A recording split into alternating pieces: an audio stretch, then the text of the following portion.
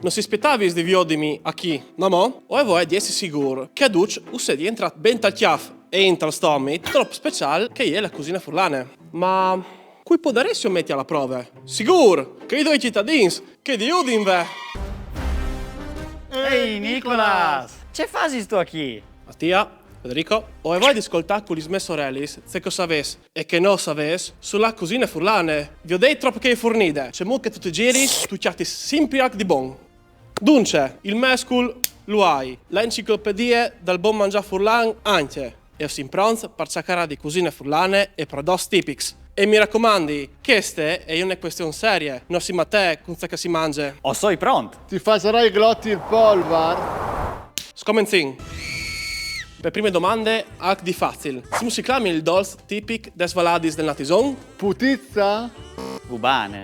Dobro, disemi il nome delle verdure tipiche di Verzegnis. Ben, le tal non, la verge. Ma c'è molto. Il ras? Buono lui! Minestre che gli nostri nonnis a preparavi con farina di polente, latte e di qualche bande anche con la cozze. Zuff. Orbo, se preparas, to ce l'ha sul difficile, completai queste detule. L'amor non è brut, Divergis. Di carotis?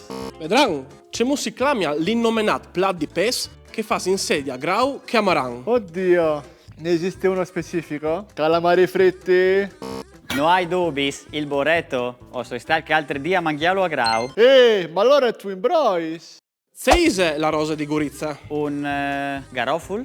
Una qualità di l'idric ras.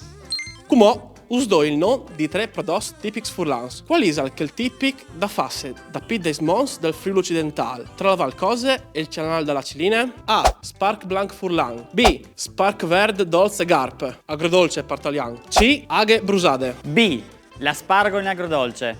C. Le aghe brusate, anche se non sai c'è che è.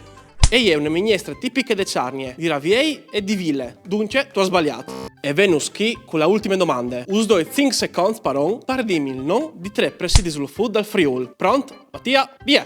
Hai di resie. Ciuc di Mont e l'idric di Mont.